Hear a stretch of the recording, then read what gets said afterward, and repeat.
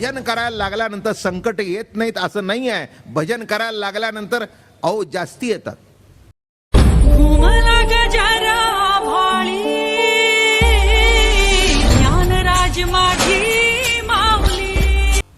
मी एकाला प्रश्न विचारला, मोठे साधू होते, तरुण होतो मी म्हटलं माणूस भजन करतो एवढं आणि त्याच्यावर संकट काय येतात? अहो म्हणले बाबा महाराज तुम्हाला कळत नाही का, जे परीक्षेला बसतात तेच पास नापास होतात, जे बसत नाहीत त्यांचा प्रश्नच नाही. नाही कळलं का? अहो हे बघा, सज्जनांचीच परीक्षा होते, दुर्जनाची परीक्षा काय आहे? माझं म्हणणं कळलं का? एखाद्या चोराला अटक केली, असे रोज लाखांनी अटक होतात, त्यांचे फोटो येतात का छापून? नाही. पण एखादा सज्जन झाला तर ताबडतोब फ्रंट पेज बातमी. काय कळलं? ही समाजाची गंमतच आहे. तसं भानुदास महाराजांना हे झाल्यानंतर काय जिकडे तिकडे हलकल्लोळ, अरे भानुदास महाराज, अरे हे चोर, अरे चोर. ते म्हणले देवा हे बघ, हे सगळे काय म्हणतायत ऐकलं का? विठ्ठलाचा भक्त आहे चोर आहे, नाव तुझ्या नावाला वाटतंय. हार माझ्या गळ्यात कोणी टाकला? हा टाकलास तू, आणि तू टाकून या ना, मी मागासपासून सांगतोय त्याला विचारा. माझं बोलणं कळलं का? हे कोणी खरं मांडणार नाही. ते म्हणतील देवन असं कुठे करतो का? नाहीतर लक्षात नाही का आलं, हे सगळं उलट सुलट तोच करतो की दुसरं कोण करतं? पण माणसांना कधी हे पटत? ठीक आहे म्हणले. आणि जेव्हा त्याचा धावा सुरू केला, काय सांगू तुम्हाला, त्या सोळाचं पाणी झालं. सगळं सोळाचं पाणी झालं. आणि मग राजाला वाटलं, अरे काय भानगडी झाली, हे काय झालं, या सोळाचं पाणी कसं झालं? मग राजाला आठवलं, हा कोणतरी साधू आहे. गेले पाय धरले, म्हणले महाराज आपण कोण आहात? नाही म्हणले कोण बिन असं काही नाही आहे, पण आपलं पांडुरंगाचा भक्त आहे म्हणले. पांडुरंगाचा भक्त आहे. आणि तुम्हाला सांगू का, सोळाचं पाणी झाल्याबरोबर ही साधू देवळातून बाहेर पडून भानुदासाच्या शेजारी उभी. चला म्हणले महाराज. आज कसं काय झालं? तुला काय सांगितलं होतं? माझ्या साधूचा छळ झाला की मी बाहेर पडीन, आता माझ्या साधूचा. ते म्हणले अहो हे कसं काय नाही आहे, किती दिवस तुझ्याकडे राहायचं, आता तू वारीला ये. आणि मग देवांना संभळीत घालून पंढरपूरला आणलं. आणि आषाढी एकादशीला जी रथ मिरवणूक निघते, ती देव तिकडून भानुदास महाराजांनी आणले, हे त्याचं दर्शन म्हणून ती वारी घडली. हे थोडंसं लक्षात घ्या, कसं घडलं. तात्विक अर्थ सांगतो, अव्यक्त परमात्मा व्यक्त करण्याची ताकद फक्त संतातच आहे. त्याच्यातला अजून वरच्या कुटीला जाऊन सांगू, देव सर्वात आहे, सर्व ठिकाणी आहे, पण त्याला सर्व समाजाच्या दारात नेऊन उभं करण्याची जर ताकद असेल तर संताची आहे. आणि म्हणून महाराज या ठिकाणी म्हणाले, धैर्य मंडपाचे स्तंभ. एवढे सगळे लाखो वारकरी जमले होते, पण भानुदास महाराज हे साधू होते म्हणून धैर्य. अरे घाबरू नका म्हणाले, मी आहे, काळजी करू नका, त्याला घेऊन येतो. अरे देव असला म्हणून काय झालं? जनाबाई काय म्हणते माहिती आहे का? धरिला पंढरीचा चोर, धरिला पंढरीचा चोर, गळा बांधो निया दोर, धरिला पंढरीचा चोर, हृदय बंदी खानी केला, आत विठ्ठल कोंडीला, धरिला पंढरीचा चोर. कशाने धरला? प्रेमसूत्र दोरी, जिकडे नेतो तिकडे जातो हरी. असा बांधला प्रेमसूत्र. तुम्हाला काय वाटलं देवाला असा बांधता येतो का? व्यवहार सुद्धा असाच आहे. माणसाला व्यवहारात बांधता येत नाही, पण प्रेमाने बांधलाला सुटत नाही. खरं ना? माणसाला व्यवहारात तसं नाही बांधता येत. नाही कुणी कोणाचं अडकत नाही. अहो पोटाला आलेली पोरं अडकत नाहीत आपल्यात तर जग कसं अडकेल? हा, पोरं तरी ऐकतात का? नाही ऐकत. पोरं मोठी झाली म्हणजे एकच मोठी होतात, आई वडिलाला मूर्ख ठरवायला लागतात म्हणजे समजावं आता मुलं मोठी झाली. आपला मुलगा वयात आला केव्हा समजावं? 18 वर्षाचं वय बघू नाही त्याचं. त्याला वाटायला लागलं ना की माझ्या आई वडिलाला काही कळत नाही. They are outdated. आउटडेटेड म्हणतात एवढंच बरं आहे, जिवंतपणी एक्सपायर्ड म्हणत नाही तेच बरं आहे. काय म्हटलं मी? आउटडेटेड म्हणतायत हे चांगलं पण आहे काय. आणि आली इकडे नवीनच निघाले बरं का, आपल्याला काही कळलं नाही ते जनरेशन गॅप. एक नवीनच प्रस्त निघाले काय हो, असे विचार जमतच नाहीत ना. त्याच्यामध्ये काय आहे? जनरेशन गॅप आहे. मागच्या जनरेशनमध्ये बायका अंगावर पाजत होत्या, आता पायाचा अंगठा तोंडात येतात प्यायला. Generation gap.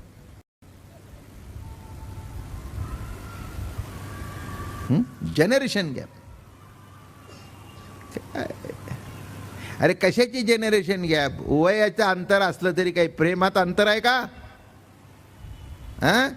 जनरेशन गॅप असले म्हणजे आई आई नाही का, बाप बाप नाही का? जे आई वडिलांनी कष्ट केले ते कष्ट नाहीत का? कशाची जनरेशन गॅप? तुम्हाला उघडं नागडं नाचायला दिलं म्हणजे जनरेशन गॅप मिटली का काय? हो, पूर्वीच्या काळी लवकर येणं बरोबर होतं. आता जर आपण म्हटलं हो 9 वाजता आला, तुम्हाला कळत नाही. Generation gap. याला जनरेशन गॅप. जग कुठे चाललंय? तुम्ही कुठे चाललाय? कुठे चाललंय जग? नाही, कुठे चाललंय जग? काय? याचा अर्थ लक्षात आलं का? मोकळवादी देणं आणि ही दिली म्हणजे जनरेशन गॅप मिटली. नाही का? पूर्वीच्या काळामध्ये पॉकेट मनी हा भागच नव्हता. पॉकेट मनी हा शब्द प्रयोग, हो मी चांगल्या शाळेत शिकलेलो आहे, काय असं तसं नाही आहे बरं का. पॉकेट मनी हा भागच नाही. जेमतेम 5-10 पैसे असले ते तरी आम्ही लपून ठेवायचे. कदाचित तो हात लागला आणि कळलं तर 5 पैसे तुझ्या खिशात कशाला? घरी काय खायला नाही का? उलटे प्रश्न. हा, काय खाणार होतात 5 पैशाचं? काही नाही, गाठ्या. गाठ्या गाठ्या म्हणजे साध्या गाठ्या. कुठे बोर, कुठे कोकणचा काय ते पिवळं काय असं कोण लहानपणी काय खातो? बोर, आमक, चिंचा. काय खाऊन खाऊन किती खाणार? गाठ्या. आजकाल काय बघा ते काय ते फास्ट फूड. त्या बॅरिस्टामध्ये कॉफी 50 रुपये कप. काय वरचे बाप दादा म्हणत असतील? तो म्हणत असेल 10 माणसाचं कुटुंब 50 चालत होता आणि अर्ध्या कपाला माझं पुढचा वंशज.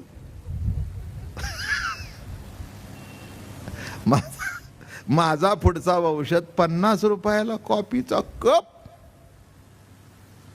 माझं बोलणं कळलं का? आणि हे म्हटलं की म्हणायचं you don't understand, that is generation gap. काय अवघड आहे, अवघड आहे. नीट लक्षात घ्या, हेच तर सगळ्या भानगडी झालेल्या आहेत.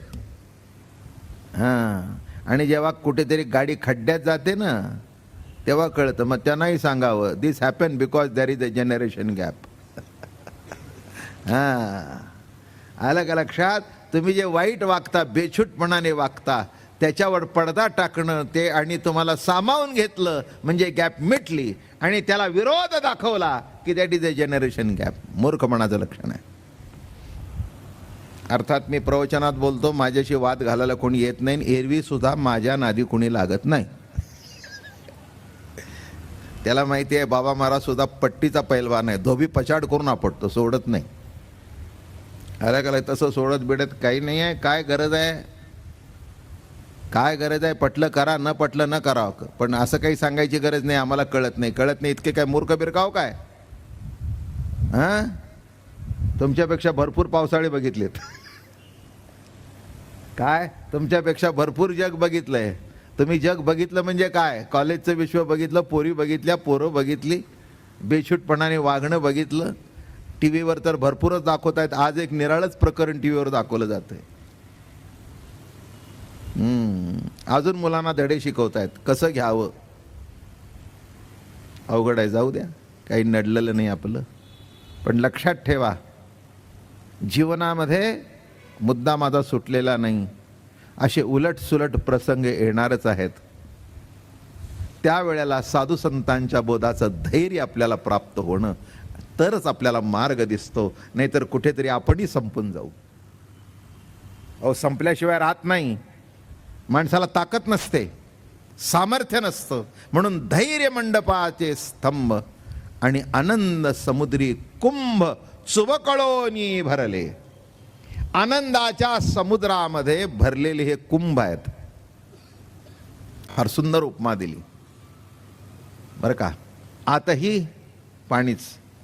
एखादा घट पाण्यामध्ये, नदीमध्ये तुम्ही बुडवल्यानंतर त्याच्या बाहेर पाणी असतं, आतमध्ये पाणी असतं. तसं साधू संत हे अंतर्बाह्य आनंदाने पूर्ण होतात. म्हणून त्यांच्या सहवास घडल्यानंतर आपल्याला आनंद प्राप्त होतो, नाही का. उदाहरणार्थ चला, तुमचा माझा दृष्टांत देऊ.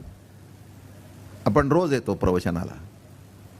येताना काहीतरी उलटसुलट डोक्यात असतं, पण प्रवचन ऐकल्यानंतर आनंदात जातो ना घरी. का? ते बाबा महाराज म्हणून नको बघू माझ्याकडे. ही ज्ञानेश्वरी आहे ना, हे ज्ञानेश्वर महाराज आहेत.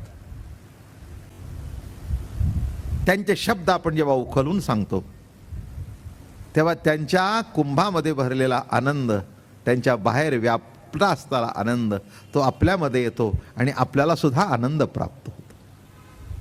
हे वर्म आहे. आनंद समुद्री कुंभ चुबकळोनी भरलं.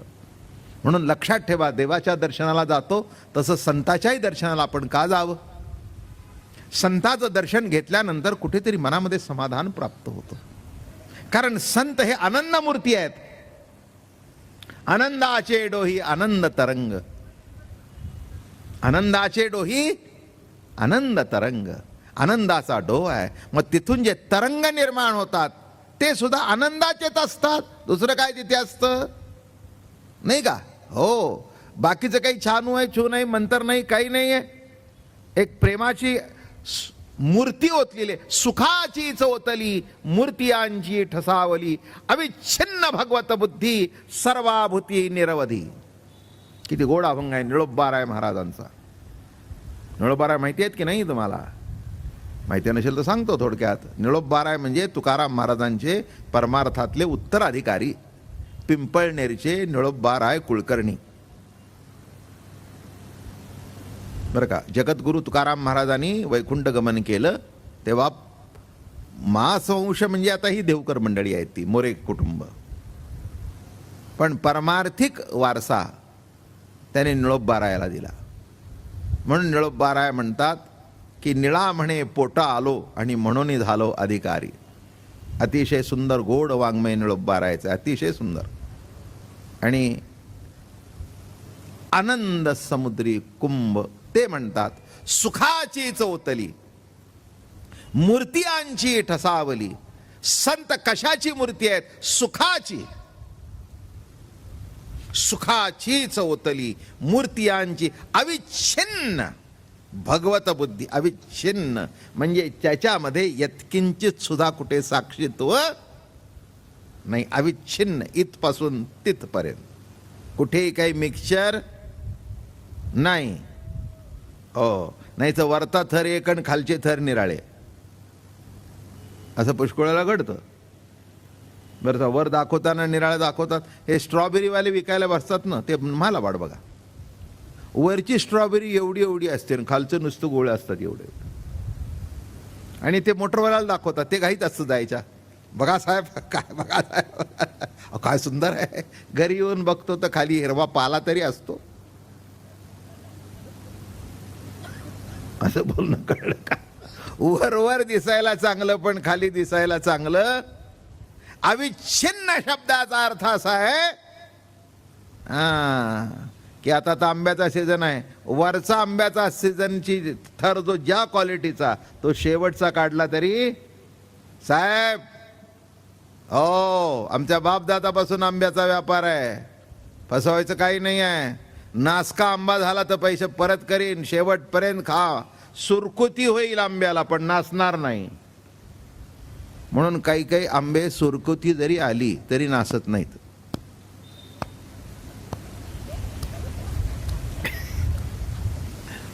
Thank you very much.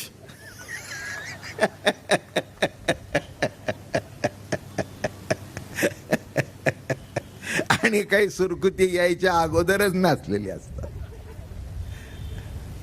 काय मग प्रश्न असा पडतो की हा आंबा एवढा सुकलेला, एवढ्या सुरकुत्या पडलेल्या आहेत, पण आतून तो गोड आहे आणि कोईपर्यंत लागलेला नाही. लक्षात ठेवा, हे जातीवंत झाडाचं फळ, त्याला संत म्हणावं. त्याला संत म्हणावं. नाही तर बघा काही काही तर तोंडाला लागलेलेच आंबे, हे तर समाजात खूप वाईट तोंड.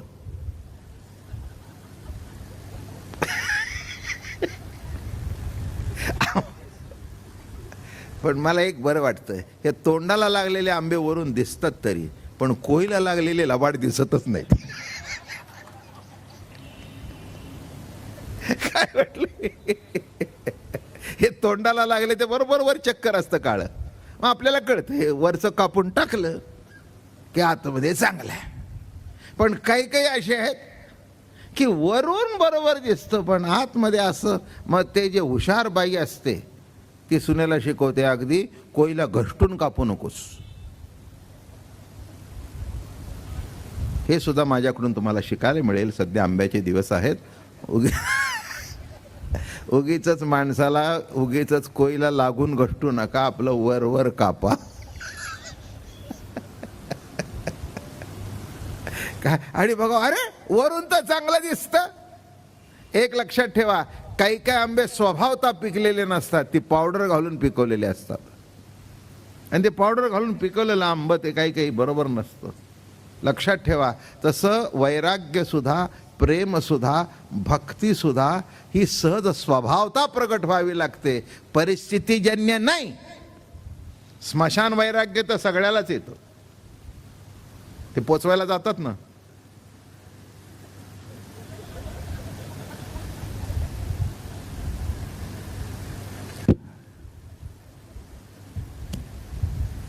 आणि त्याला ते काय होतं, आपल्याला एरवी अंगाला असा नुसता चटका सुद्धा लावून घ्यायची सवय नसते, आणि ते ठेवलेलं असतं जेव्हा तो अग्नी पेटतो शेवटी आपलंही असंच व्हायचं.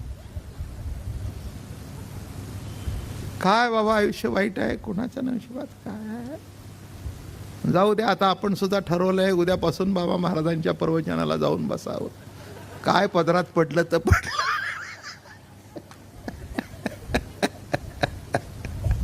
काय पदरात पडलं तर पडलं. स्मशान वैराग्य.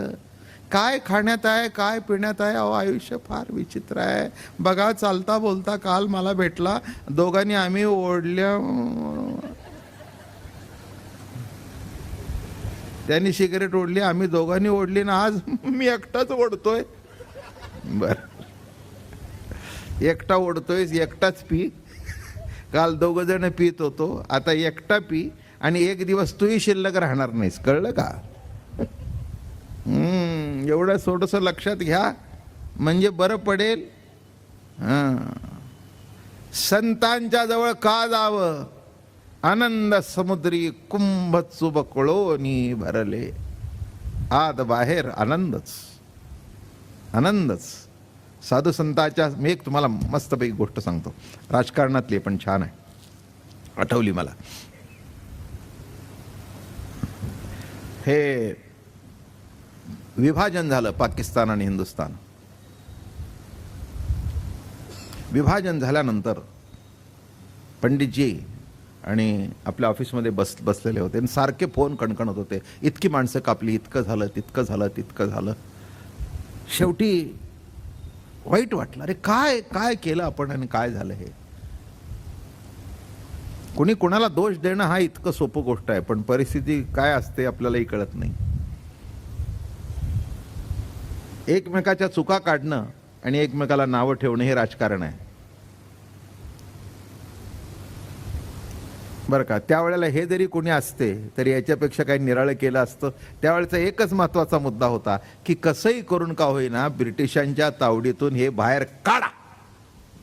त्यांनी तेवढंच धरून बसू नये. घडलं. शेवटी तुम्ही देव मानताना देवाच्या मनात होतं ते घडलं असं गृहीत धरावं. आणि जी कापाकापी सुरू झाली आणि इकडून तिकडे माणसं तिकडून इकडे माणसं असा माणसांचा लोंढा लागला. अतिशय फोन खणखणत होता. शेवटी पंडितजी कंटाळले. ते म्हणले जाऊ द्या, ऑफिस नको. फोन ठेवून दिला आणि म्हणाले मी आता निघून जातो म्हणे, घरी जातो. त्यावेळेला एक गोष्ट कोणी लिहिली आहे माहिती आहे का? त्यावेळेला त्यांचे प्रायव्हेट सेक्रेटरी रिझर्व्ह बँकेचे जे पुढचे गव्हर्नर होते आयंगार, हे त्यांचे त्यावेळेला प्रायव्हेट सेक्रेटरी होते, ICS ऑफिसर. आणि आयंगारला म्हणाले come on, I am very tired, we will go home. आणि गाडीत बसले. गाडी सुरू झाली. म्हणे आयंगार, त्यावेळेला महात्माजी होतं, सुरुवातीचा काळ, त्यांचं हत्या झाली नव्हती. आणि ते म्हणे Iyengar we will go and see Mahatmaji in Birla house. आणि गेले पंडितजी आतमध्ये. अयंगार बाहेर गाडीत बसले होते वाट बघत. त्याने असं लिहिलंय की 15 मिनिटात ते जाऊन आले महात्माजींना भेटून. गाडीत बसले आणि असं दिसले म्हणे मला की जणू एखादा मनुष्य स्नान बिन करून येऊन स्वच्छ झालेला दिसला. व्हेरी हॅपी आणि असे ताजे तवाणे. मग त्यांनी पंडितजींना प्रश्न विचारला. म्हणे Panditji, I would like to ask you one question. म्हणे व्हॉट? तर म्हणे you are looking so tired but you are looking just fresh and energetic. ते म्हणे हो बरोबर आहे, मी एनर्जेटिक दिसतोय. तुला माहीत नाही म्हणे महात्माजीच्या संगतीत 5 मिनिटं जरी काढलं तरी केवढी शक्ती मिळते. बोलणं कळलं का? महात्म्याच्या संगतीमध्ये 5 मिनिटं जरी काढलं. आणि मी गेलो, त्यांचं दर्शन घेतलं, बसलो. 2 शब्द ते बोलले, पण मला पुन्हा पावर आली. जाऊ दे, काय व्हायचे ते होईल, आता मिळालेलं आहे स्वातंत्र्य, ते कसं टिकवायचं आणि वाढवायचं ते बघू, ही मी शक्ती घेऊन आलो. लक्षात घ्या, हे घडलेलं उदाहरण आहे. नेहरूजींनी सांगितलेलं नाही तर अयंगारनी, त्या खूप वर्ष झाली टाइम्स ऑफ इंडियाला त्यांचा लेख होता. मला असं कौतुक वाटलं की खरंच आहे की राजकारणातून सुद्धा महात्मा होता येतं. माझं बोलणं कळलं? महात्मा होण्याकरता फक्त कीर्तन प्रवचन करायला पाहिजे असं नव्हे बरं का. राजकारण सुद्धा उत्तम जर केलं तर महात्मा होतं. नाही तर काय उगीच नाव होता. त्याच्यासारखा राजा झाला नाही. एवढं कळलं माझ्यापुरती, एवढी माहिती पोच झाली. काय मी बखर बिखर लिहिणारा काय इतिहासकार आहे काय? नाही म्हणले बोला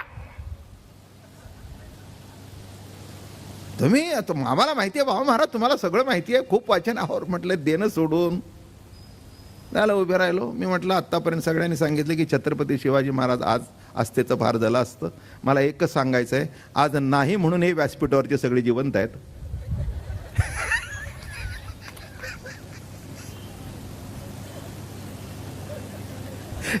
छत्रपती शिवाजी महाराज जर असते त्याच्यातलं एकही जिवंत राहिला नसता.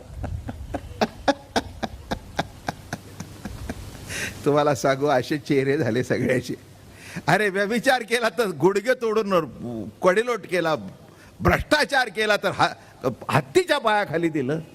तर म्हटलं आत्ताचे जेवढे आहे तेवढे त्याच्यापैकी किती शिल्लक राहिले. तेव्हा म्हटलं तुमच्या माझ्या नशिबाने आज छत्रपती महाराज नाहीत, हेच चांगलं आहे. फक्त जयंतीच्या दिवशी हजर राहावं.